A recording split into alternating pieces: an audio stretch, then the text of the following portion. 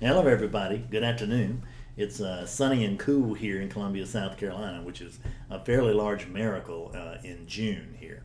So, let me just tell you what we're here for. I want to talk to you about reason, faith, and enlightenment. And that sounds like a most peculiar topic because it sounds like that a full topic would be any one of those three, but not all of those three, because all of those three don't seem to be particularly related unless they are. And so let's look at about how they are.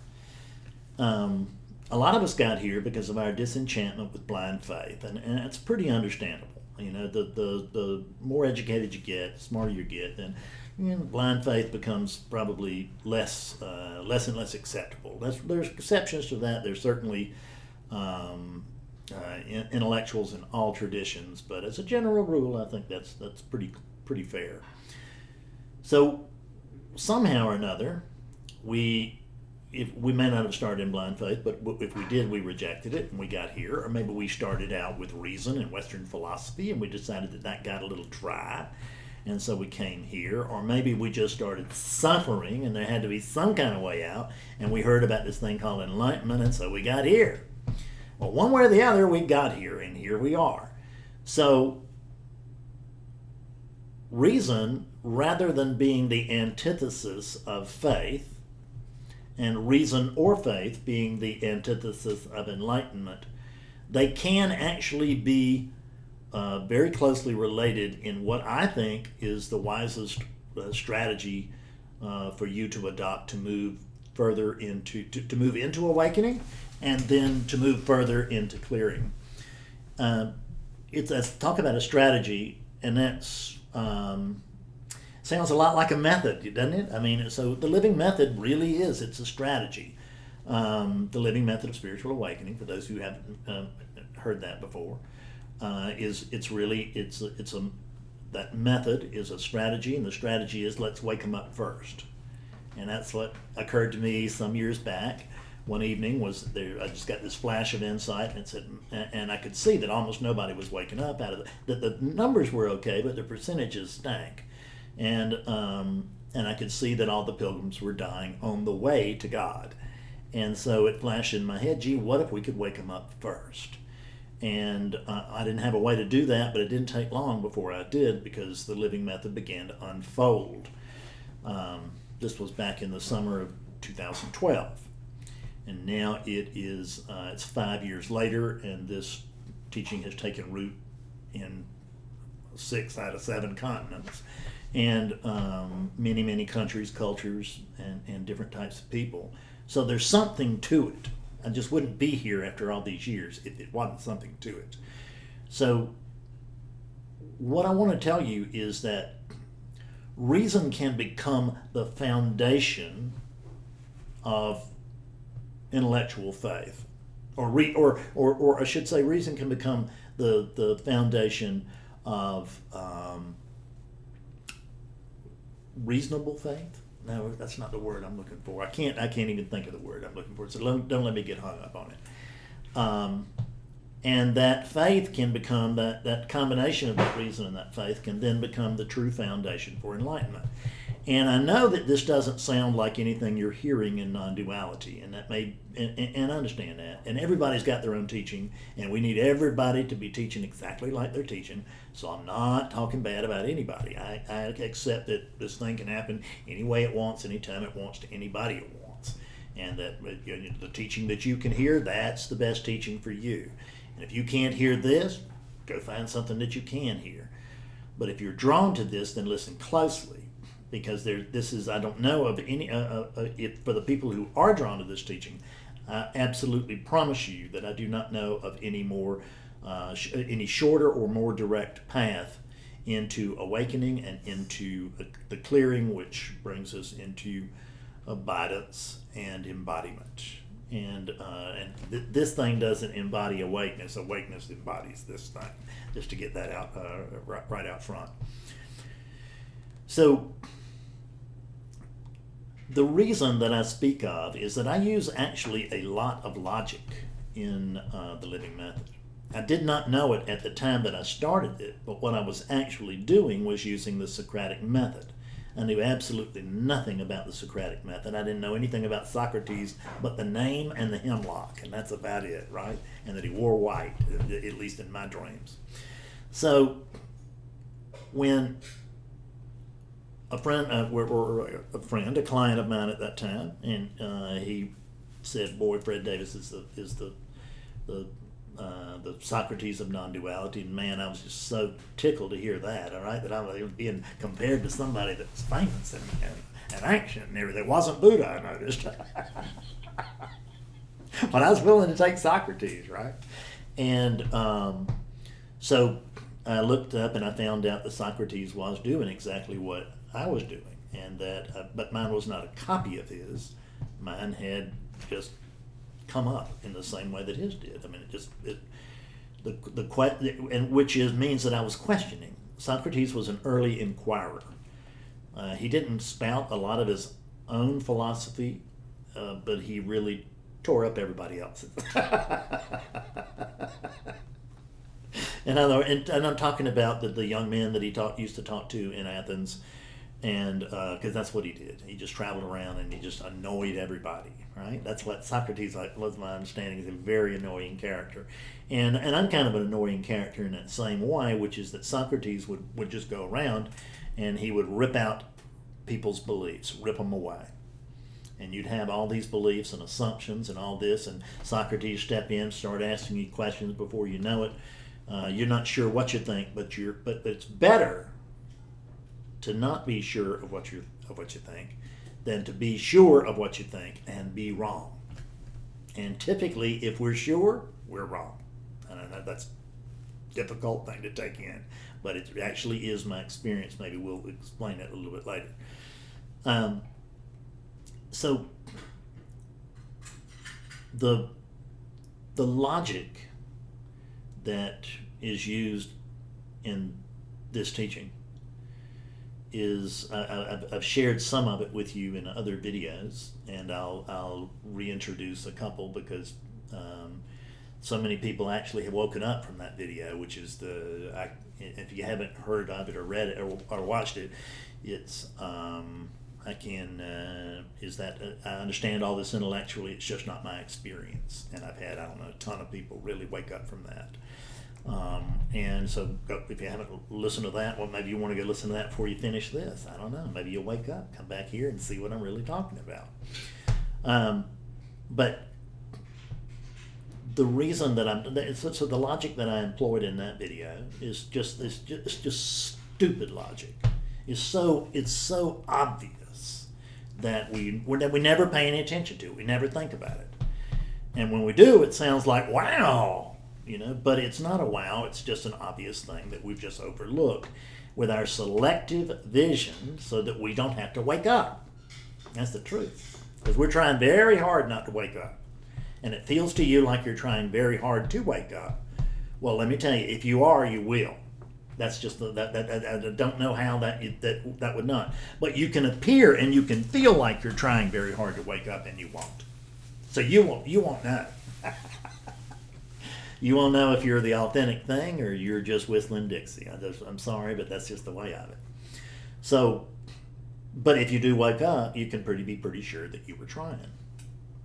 And if you don't, keep on going. That's all I can tell you to do. You have to just keep the faith and keep on going. So the logic that I employed in that video was simply that the one thing that we can all agree on, or that pretty much we can all agree on, the one thing that mystics have told us for thousands of years is that that there's just one thing going on, and boom, this is it, right? So there's just one thing going on. That's what the mystics have told us. It's the foundation of non-duality. It doesn't make any difference whether it's from the branches of Veda or Zen or anything in between. The foundation there is that there's just one thing going on. There's just one thing. And the reason I say that one thing, there's just one thing going on, is that this one thing actually is more verb-like than it is noun-like.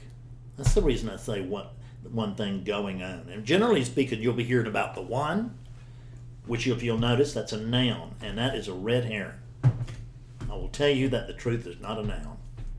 So any idea that I'm going to connect to the one, throw it out. It's garbage, and it will keep you unenlightened for a long, long time. And if you wake up and you see the truth, you start to thinking that again, and it'll pull you right back into the drain. So get rid of the idea that you're looking for something over there, because you won't find it. You can't. Because if there's just one thing going on, what I say in that other video is, can you not be it? Isn't that right? I mean, if there's just one thing going on, you can't not be it. Now, let's just take that a little bit further. If there's just one thing going on, it's true that you can't not be it. Isn't that right? But that also means that this can't not be it, doesn't it? Because it's just one thing going on. So, which means that you, or that this is you, doesn't it? So, are we talking about this? this right here? This? Surely we can't be talking about this, because I'm looking for some exotic this. I'm looking for the other this. The only problem is if I'm already this, if I'm already oneness, if I'm already this, and there's nothing else, then my waiting for something else to happen, you'll see, is a story of future about enlightenment that can never come true, ever. And you got to get off that story of future if you want to clear up, and you better stay off of it if you want to wake up. If you want to wake up and clear up, you got to get off of it and stay off of it. Because it's a winding path that just runs through the dream, and it runs to the edges of the dream, and then right back into the middle, and it runs to the edges of the dream, maybe even poke your head out, and then it comes right back to the middle. And I know that we all signed up to get this big awakening in a one-shot deal, and good luck with that, but I can tell you it's not how it happened here. And I know a lot of other spiritual teachers, and it didn't happen that way with them either. Some of them I know, and some of them I just heard them tell their stories, and it just not the way it worked. Even in the ones where we think that is the way it worked, it's not. So Eckhart Tolle took years in the park. Byron Katie went to the desert to clear up, because she had a tremendous awakening, but very, very clearer than I did. But nonetheless, she noticed that the one who had that conscious awakeness was now pouring through was nutty as a fruitcake, and so that she had to deal with that. Who had to deal with it? Awakeness had to deal with it, because awakeness was inhabiting a damn fool and a crazy man. That's what I discovered here. And it was, and I wanted that crazy man to not be crazy, and then I realized that he was crazy, and so my wanting him to not be crazy was actually in resistance to the present moment. So now I just let him be crazy, and he's a lot far less crazy than he used to be, because I'm not resistant to craziness. It does what it does. This unit does what it does. I'm not in charge of it. And nor is it in charge of me by any stretch. It just does what it does. And I don't do what I don't do, which is anything. I don't do anything. That's the truth. So you see that there's great logic. I helped wake up a physics professor in the last week, and he just didn't understand the math of one. And I told him, when I told him about it, I said, I've had to teach mathematics professors about the math of one, and philosophy professors about the math of one. He said, well, I'm a physicist, right? And he said, I don't know what you're talking about. And then I explained it to him, and he went, oh. And he woke up very nicely, because he could not resist his own logic. He could resist mine, you can resist mine, but you can't resist yours. Because there's nobody that talks to me that isn't smart. People who are not smart do not call me or write me. They just don't. They don't get in touch with me because in their minds I'm a damn fool. And in my neighbors, who know anybody that knows about this, they probably think I'm a kook, right? They'd probably think you're a kook too. And they get to think that. See, because that's how they think anyway, and I don't care how they think, because It's just an empty unit. They're not even thinking. Thinking's happening, thinking's arising, but they're not doing it. Nobody's doing it. And they'd be thinking and they'd be having an opinion about something that isn't, which is a Fred. There's no Fred. There's Fredness, but there's no Fred. So the reason is seeing that if there's one thing going on, just get that straight. That's the idea, is that there is one. We've all said that 1,000 times. How many are there? There's one. There's just one. There's just one thing. There's just the one. There's just oneness. I mean, we say it over and over and over again, and then we try to find that oneness outside of this. Hello?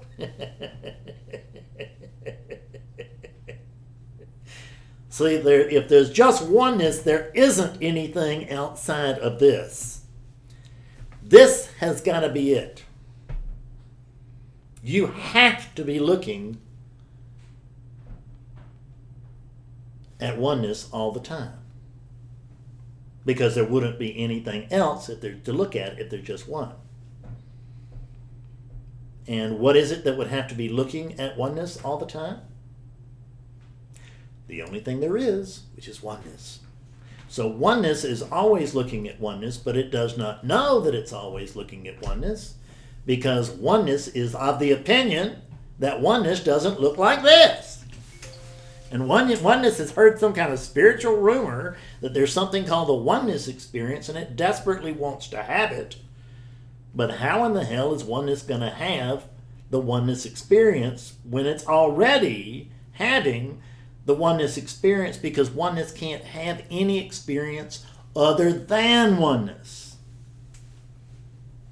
because they're just this. So anybody reports to you that they're not having the oneness experience, then what they're telling you is that that's just oneness reporting to oneness, that oneness is not having the oneness experience. So reason is seeing that there's actually something. But if there were not reason here, how would I be able to wake up all these brainiacs, right? I mean, they're all smarter than I am. You know, really and truly, you'd be just amazed that I work with some of the smartest people in the world on a regular basis. I have virtually no education. I'm working with PhDs and MDs and all this kind of stuff all the time. Very, very successful entrepreneurs, this, that, and the other, all the time. And I'm not pulling the wool over these people's eyes. These are smart people. Bring out reason, and they can't resist that reason. But the reason alone probably will not do it, because there's still a jump. Because there's still, right now, I don't know what the percentages are, but I bet they're fairly heavy. That there's a heavy percentage of the viewing audience here who does not believe what I'm saying. Maybe they believe I believe it. Maybe they think I'm a charlatan and a huckster. I don't know. But they'll think, well, I understand what he's talking about, but he's not talking about this, not my this. He's talking about his this. See, but it's just one thing going on. There's no his and mine. There's no me and you. There's just one thing. And we got to be this one thing. It's only one I, no matter who says it. We have to be this. But what we use, reason becomes the foundation for faith, which is that I have given you reason in good faith. I've given you a reason to have faith in what I'm saying. Nisargadatta said, he was my favorite teacher, Nisargadatta Maharaj. If you don't know him, look him up. Greatest teacher ever in my mind. Just because it appeals to this conditioning, it doesn't mean he's going to be your teacher, so that you can even hear him. I can't know that, but I can just tell you that he works that conditioning, the way that it came out through that unit, it works great with what's happening here with this conditioning. Because there's no Fred here, there's just Fredness conditioning. And the Nisargadatta conditioning really translates well to the Fred conditioning. So I say Nisargadatta is my guru, but there's no one saying that, and there was no Nisargadatta either. It's just all happening. But it feels like there's a Fred here. It seems like there must be a Nisargadatta, must have been a Nisargadatta. Matter of fact, it seems to me like there still is a Nisargadatta, but just not in the same form particularly. But that teaching is just as alive as it ever was, and that's all he ever did here that was of any importance whatsoever. Right? Breathing and breeding and all that stuff is nothing. His teaching, that's what I remember him for. That's what anybody who remembers him for. The same will be said for you. If I am remembered, I will not be remembered because I was a heel most of my life. I will not be remembered because I was a bad guy or selfish or this, that, and the other. Oh no, should be remembered for all that stuff because none of it's untrue. But what I will be remembered for, if I'm remembered at all, and who even knows, it doesn't matter. I don't really care. But if so, it'll be because of this teaching. Because see, that's the only thing that's happening here that's of any value whatsoever. You'll have a hard time convincing Betsy of that. She likes this unit. She loves to be around this unit. She depends on this unit, just like I depend on that unit. But none of that is actually of ultimate importance. It is of relative importance, extremely important. I love Betsy to death. Anything happens to her, you're gonna watch me collapse probably because I won't even know how to run my life. Right? That's the truth. My relative life will just go down the tubes in about 3 days.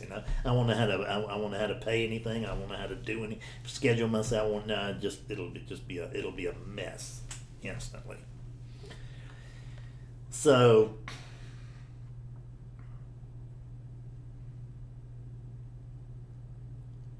the reason becomes the foundation for faith in the teaching. It doesn't have to be in the teacher. This is just a cardboard figure. There's no point in having faith in Fred Davis. Nisargadatta said he had faith in his guru, that he simply believed what he said, and then he did what the guru told him to do. And he said, the way he said it was always the same way, just like he was OCD, and in just 3 years I realized, right? And that if you just started in a non-duality, 3 years may seem a long time from now, but if you've been doing this for 40, 50, 60 years, like some of the people I've worked with, 3 years is a drop in the hat, just a drop in the bucket, isn't it? It ain't nothing. So use the reason that I give you that you cannot deny. Use that as a basis for faith in what teaching is going on here. There is no Fred Davis. There's no teacher even here. There's just one thing going on. There's no teacher here, no student there. There's just oneness talking to itself about the mechanism of the dream. But for whatever reason, coming to know yourself appears to be the only thing of actual value. I'm not even sure why that is. I just know that is an overwhelming feeling, and many of you have it. Is that this is the only thing that really matters. And that's the reason people talk about, they watch football, which is wonderful. I have no problem with that. And they watch cartoons, and I have no problem with that. They go to movies, they go to dates, they go to bars, they go do this, that, and that. All of that stuff, I did it all, and I'm not against any of it, but I can see that it is all without ultimate value.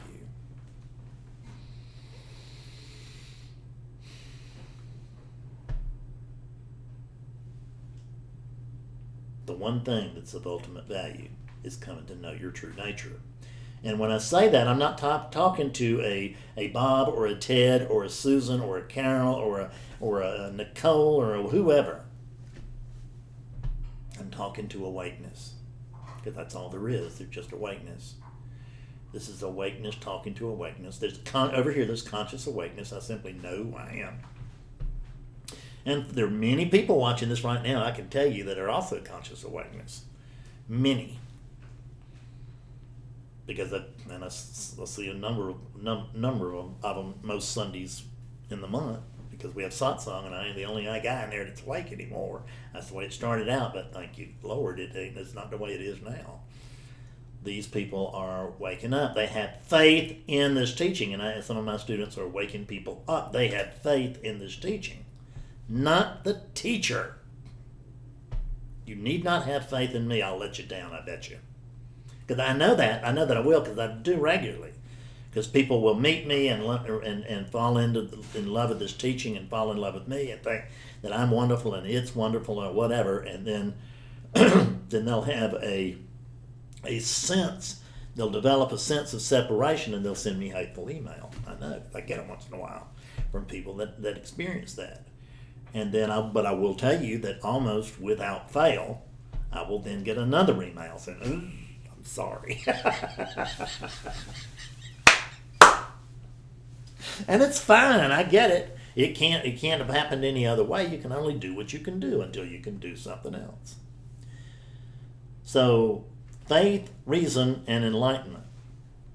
If we use this reason as a way to have faith in the teaching, then it's possible that we will actually treat this teaching as if it were true. How about that? Can you imagine that? What if I was telling you the truth? Right? What if all this was true? That'd be a shock, wouldn't it? Would you be willing to try it to find out? That's what has to happen. So we use the right reason to develop the faith to reach enlightenment. Because not that you don't have to reach out anywhere. You're already awake, but the spiritual pendulum runs from skepticism to conviction, and until there is conviction, it's just not going to. Your awakening will not be complete. It will be in and out. It will, off and on. It will be experienced that way. There's no such thing, but it will be experienced that way. When there's only awakeness, how in the hell is awakeness going to ever go to sleep? It doesn't. We use this language just as a way to try and communicate, but sometimes I feel like it's like the Americans and the British, that we're divided by a common language, and it feels to me like we are divided by a common language in non-duality very often. Is that I say something and I know what I mean, or I think I know what I mean, and then you hear me and you think I know what I mean, but the two thinkings are completely different. Like, because there are a lot of people out there right now that have just jumped into this teaching, and they're over there thinking that I'm going to wake that character up, I'm going to wake that body up, that the person who's listening to this is going to wake up. There is no person listening to this. There's only awakeness, and awakeness is the only thing listening to it and this, and it's the only thing that can wake up. I tell people consistently in awakening sessions, how in the hell do you expect me to wake up a Helen when you don't bring me one? But by the time I tell them that, they laugh, because they realize the error of their ways, the error of their thinking. Because they have faith. They have used enough reason to have enough faith to get the results. Because as we move further and further into conviction, guess what we start doing? We start acting like this is true. And maybe I can actually let go of trying to control my destiny, of trying to control my finances, of trying to control my love life, trying to control the weather, trying to control the Russians, trying to control the politicians. Do I really need to control all those people? Absolutely not. How do I know? I'm not controlling them. And not only do I know it, but they know it. And so do you. You know I'm not, but you haven't accepted that you're not. And that's what has to happen. You got to accept that you're not, see? Because you can't jump on the back of my truth and expect to wake up. It's just not going to happen. I have tremendous influence over whether somebody wakes up or not. Tremendous influence. But I can't make anybody wake up. Once in a while I get with somebody and I'll just have to tell them that. I'm sorry. I can't make you wake up. Oh, and oneness doesn't want to drop the story over there yet. And it sounds so empty, right? But I think the truth often sounds empty. And that's what that is. That's the truth. Enlightenment is simply the recognition and acceptance. Awakening is the recognition of your true nature, and enlightenment is the acceptance of your true nature. And the only way that you're going to reach Acceptance is with a whole lot of faith that's developed from a whole lot of reason. They have to go together. You are not separated from your true nature in some kind of mystical way. There is nowhere in Tibet that you need to go. There is no mountain you need to climb. There's no ocean you need to swim. There's no incense you need to burn. There's no bowing that you need to do. I mean, in other words, you may do all these things, and that's fine. I get it. Have a nice trip to Tibet. But don't think that all that's going to wake you up, because it's not. Because the one who's going to Tibet and hoping to wake up is actually the only thing that's stopping that unit from being a conduit for conscious awakeness. And again, I tell you, you are awakeness. This is awakeness. There's only awakeness. See, but the difference is that I know I'm awakeness. And when you know that your awakeness, your experience is, I'm awake. And when you don't know that you're awakeness, or won't believe it, won't accept it, your experience is that I'm not awake. And I'm not talking about you just need to say, okay, accept it, and that's that. Unless you could really do that. See, what I know is that this thing is mostly incremental. Awakening is typically an event, but not even always that. Some people never have a real event. Some people with me never have a real event. They just go, oh, right? I had a woman yesterday, and she was so quiet, and but she got it, and she got it. She told me, when you cracked my head open and all that. I mean, in other words, we're working through some visualization techniques, and I said, yeah. And she said, that's when I got it. That's when I got it, right there. She had enough faith to do those exercises with me. She came here, she read my books, she had already read my books and stuff. She had enough faith to believe that I had something going on because she could hear it. She'd spent 25 years in an ashram. And she just got to where she couldn't lie to herself anymore. She couldn't tell herself, gee, I'm really making progress here. You can only turn a hamster wheel so long and actually believe that you're making progress. So the first sign of real progress is recognizing that you haven't made any progress doing what you're doing, or you certainly haven't made enough, because you're not experiencing yourself as conscious awakeness, and which is what you are. Have some faith in what I'm trying to tell you here. I mean, it would suit me if all of you would wake up from this. Awakening sessions can be really tough. I had an awakening session recently that, I could barely even walk after. Matter of fact, I got to the point where I couldn't walk after Betsy, and we went for a walk and we could barely get me home. That's the honest to God's truth. Awakening sessions can just tear me up, especially in very, very intense ones. Whether they get it or not, but if they don't get it, man, those kill me. And fortunately, there's not many of those, but they happen. So it would suit me if I just wake everybody up on YouTube, and then you can come to see me in for clarity sessions and satsang. But there's no need for me to hold out and make awakening sessions the only way you can do it. And I know that ain't the only way to do it, because I get emails virtually every day, very often many in a day or several in a day, saying, gee, I woke up from your books, and I'm coming to you for now. And people tell me that in session too. They will even have awakening sessions with me because they want the additional clarity that'll come from working with this. But I want you to wake up any way you can. I want you to be one of those people who, I got a guy coming Sunday from Columbia, South America, not South Carolina, but South America.